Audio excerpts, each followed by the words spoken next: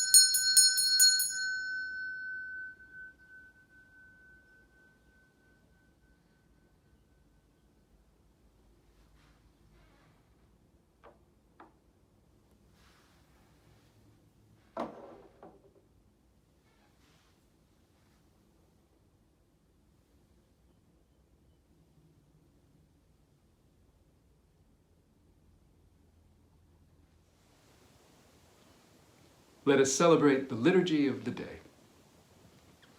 Let us share the peace.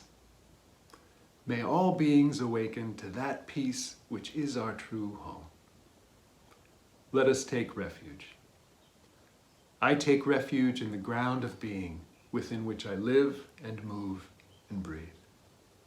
Let us make the accord. I take sanctuary in the heart of being, accepting all of my delusions in thought, word, or deed, born of ignorance, hatred, and greed. Let us give thanks. I give thanks for all things, awakening to the interbeing of all nature. May my heart be open and my mind clear. May all be free from suffering and the causes of suffering, and may all come to know that peace which is beyond all understanding. Since it is the practice of enlightenment, that practice has no beginning. And since it is enlightenment within the practice, that realization has no end. I'd like to talk about mindfully disagreeing. And to start, I'd like to share a quote from the great Bodhisattva, Gandhi. I have only 3 enemies, Gandhi writes. My favorite enemy, the one most easily influenced for the better, is the British Empire. My second enemy, the Indian people, is far more difficult. But my most formidable opponent is a man named Mohandas K. Gandhi. With him, I seem to have very little influence. Given the current political environment we live in, especially in the United States, this topic of disagreeing or having an opinion that often vehemently opposes somebody else's opinion, something I think we run into all the time. In fact, a bunch of people that I work with in mindfulness, this topic comes up over and over again. You know, they see so much going on in the world that is so vastly different than what they believe in their own hearts and minds to be the right solution or the right path. And they have a very difficult time not feeling terrible about it, feeling hopeless. They think they have an answer. Maybe they do, but they feel an incredible amount of hopelessness and despair in their inability for others to see it the way they do. So it feels very pertinent, very topical to discuss. Before I say another word, though, I want to remind anyone watching this to treat what I'm going to say as an experiment, not as the right answer or a belief or the truth. Nothing in Buddhism should be accepted that way as the truth. Even the 4 Noble Truths should be measured experimentally with your own, with your own experience. Does this make sense? Does this, everything in the Dharma is offered that way. This seems to be true and can be helpful. What do you think? Run it through your own machinery. Do you feel that way too? Does it seem true? Is it helpful? If so, carry it forth. If it's not, like if what I'm going to suggest is not helpful, you run it through your own machinery, you give it a try and it's not helpful, then I invite you to please throw it away like 2-week-old tuna. Just get rid of it. Find something else. So treat it as an experiment. It's something that I have found great success with in my own mindful living practice of how when I bump into somebody I disagree with, how I can think of it in the moment it's happening and find some relief from emotional states that would otherwise not be helpful. And so I offer it in this context.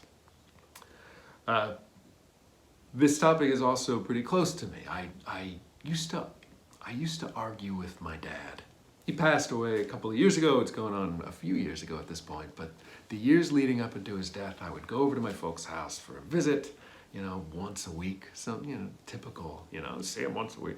Go over there once a week, and inevitably, some political discussion would come up. And my dad used to, I would say, love to get into these discussions, but I don't think he loved them. I don't, just based on how angry he would get and loud. I can't imagine it was fun, fun for him. And I often didn't say a lot. I just maybe a topic he just kind of knew I probably sat on the other side of him. He's my dad. I love him. I'm not about to get in some sort of violent, loud discussion with him. He didn't see it that way, he was more than engaged, loudly and strongly, for me to see his point, to see what he was trying to say, and why wouldn't I, And it dawned on me that I never ever really argued politics with him, not even once. The politics, the topics were always just sort of a vehicle. The real thing was riding. And the real thing I was really confronting with my dad was his suffering.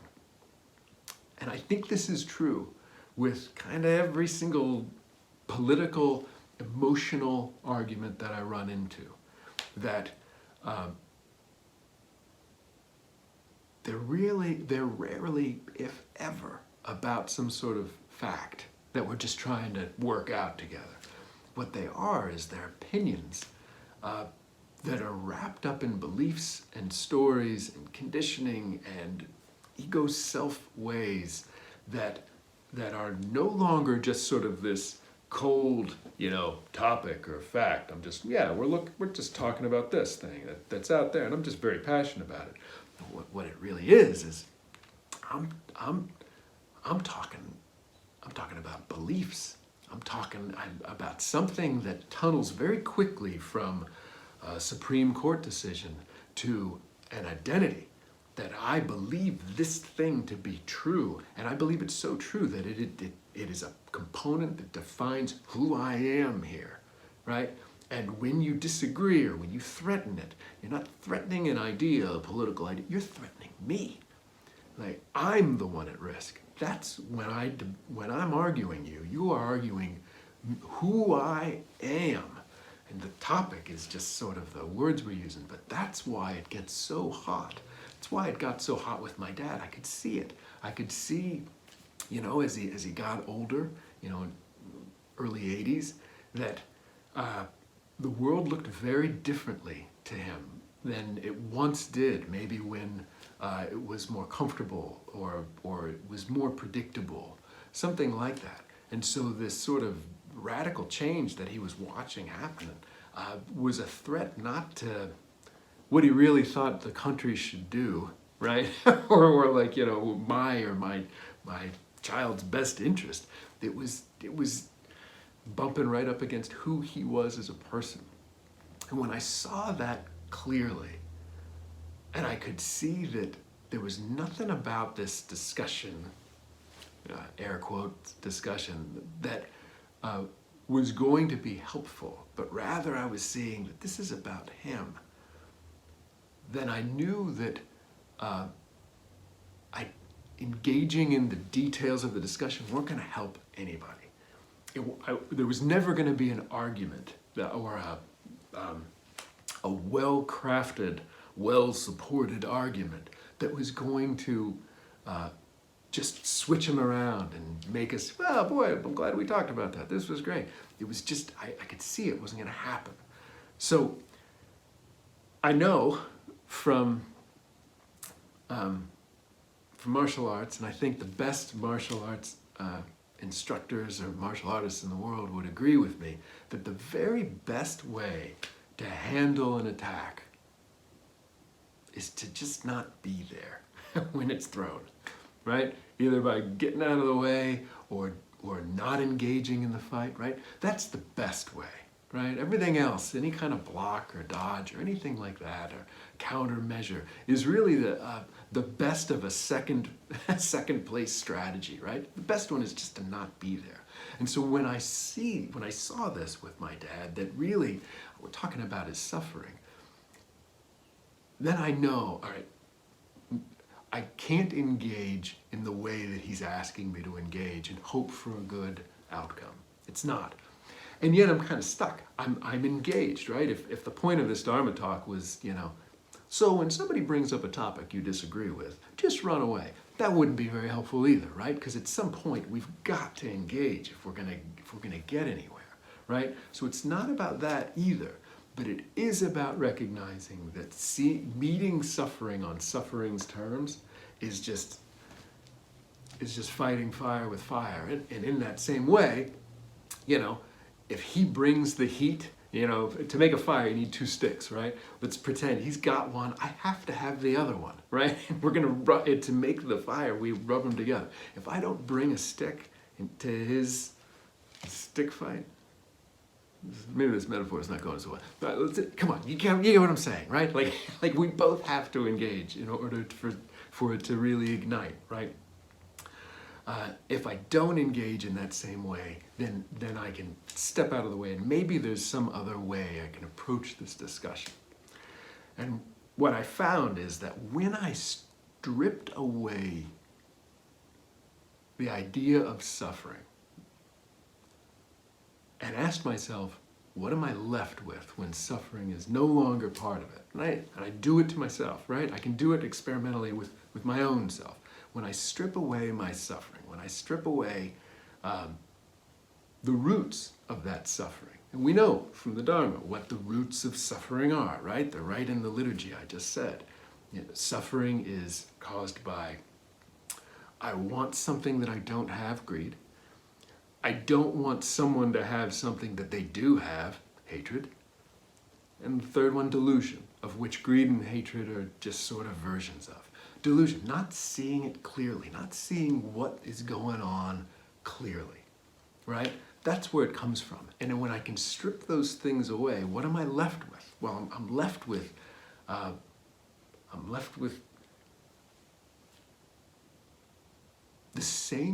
wanting the same things for myself as my dad does. I mean, strip away the political ideas. At the core, what is he after? What does he want? What does anybody want on any side of any political aisle, unless they're some kind of psychopath or sociopath? They want to feel safe. They want to feel secure. They want to feel free. I'll switch it. I'll talk for myself. I want to feel safe. I want to feel secure. I want to feel light and peace and ease, right? That's the bottom line. Strip it all away, and that's the bottom line. That's what I want. That's what my dad wanted. Now, if I could say, that's sort of the ground level of the fact. That's what we want. That's what all people want. That's what people in our country, the United States, want. I think that's what all people the world over want, right? They want to feel peaceful and safe and secure. And they want to have the opportunity to do the things that will help them to achieve those states, right? And now we start to build on, well, how are you going to do that? And this is where the political details start to stack on top of themselves. But when I see that common thread together, that this person who is yelling at me, right, he wants the exact same thing that I want.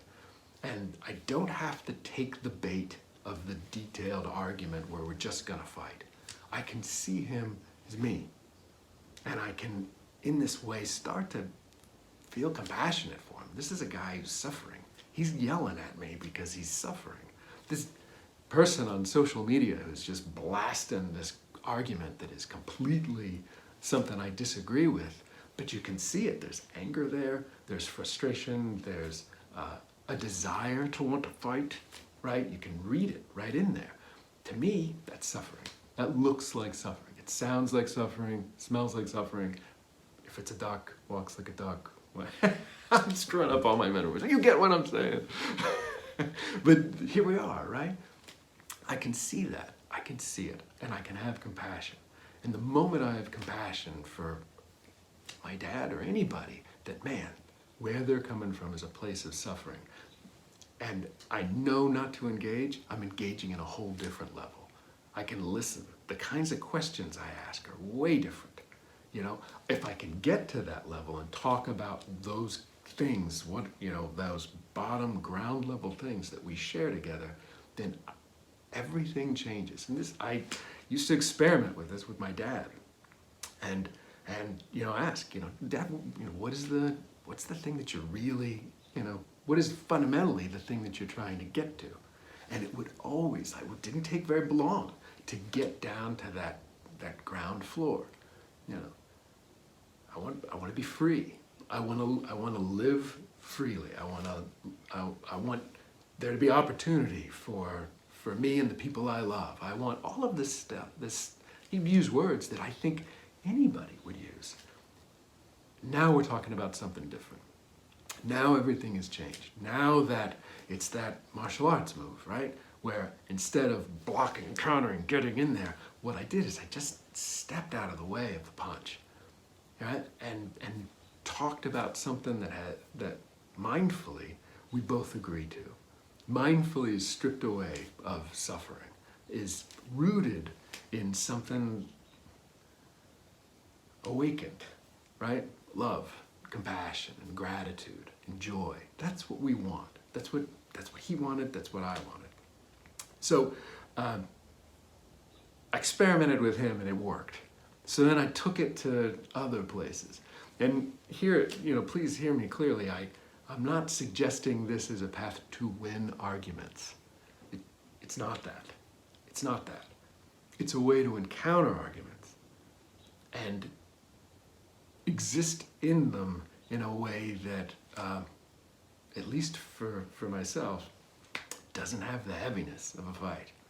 In fact, there's no fight at all. I'm not in a fight. I'm not fighting. I'm engaged. I'm listening. I'm asking questions. But I'm not fighting. I'm seeing the person under the problem, and I'm operating from that level. And with my dad, this was always enough. It would always wind up talking about something much lighter. You could feel the whole room sort of lighten up. And we wouldn't get anywhere in the conversation, right? It was enough with my dad just to get here.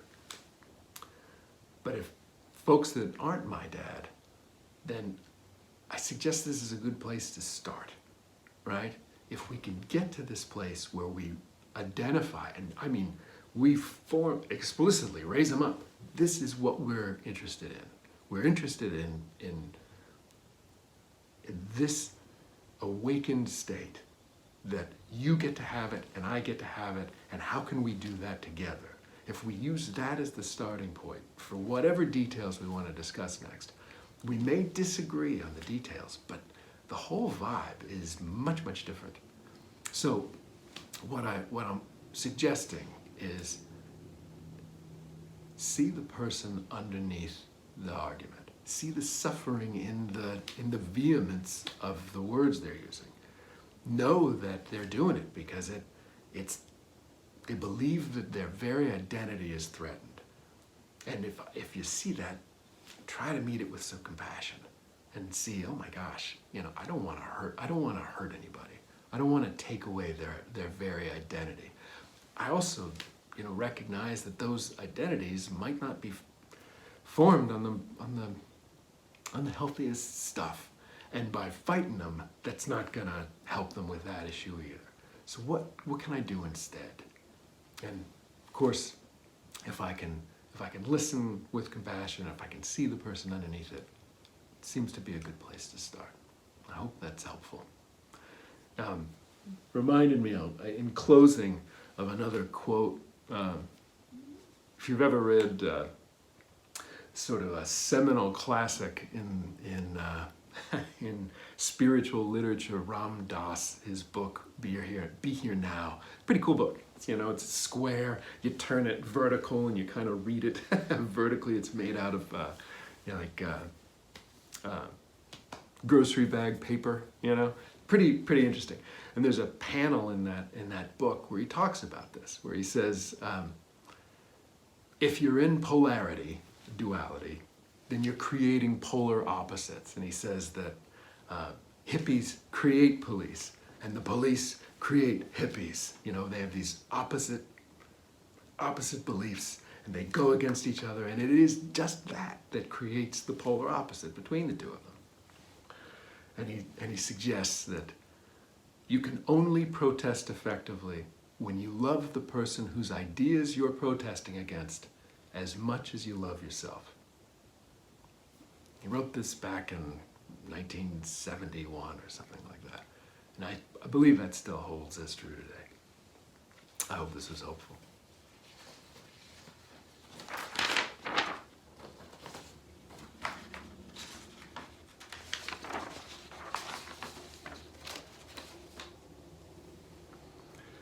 The moment we receive true and trusting, solid and clear like a diamond, infinite light and life embrace and protect us, liberating us completely.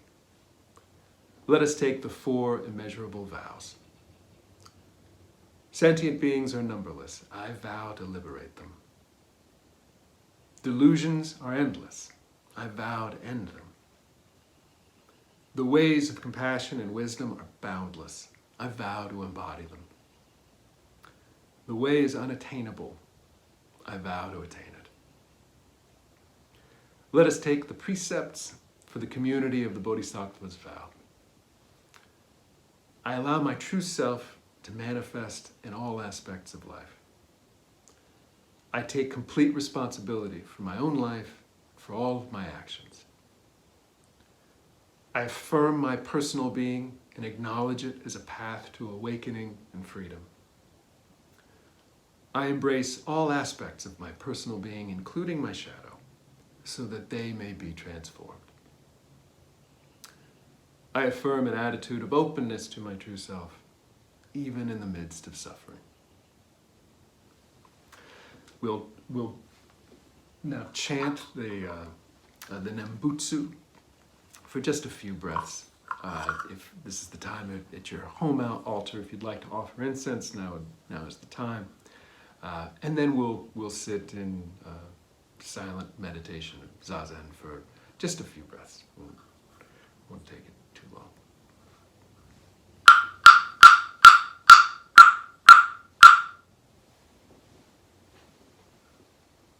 Namu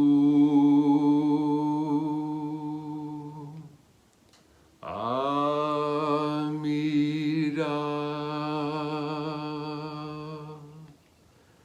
Butsu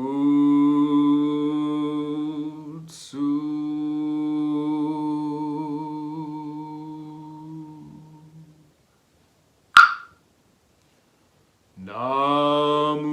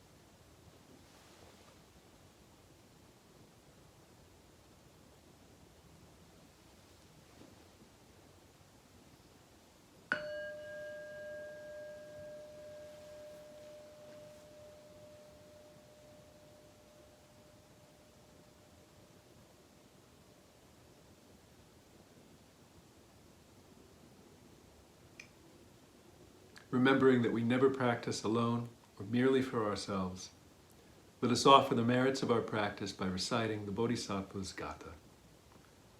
We dedicate this practice to the welfare of all beings through space and time. May it be so. If you have any questions of what we do, or you're interested in our community, or interested in working with us, or studying with us, or if you need help, you just want to talk to somebody, please reach out to us. Be well.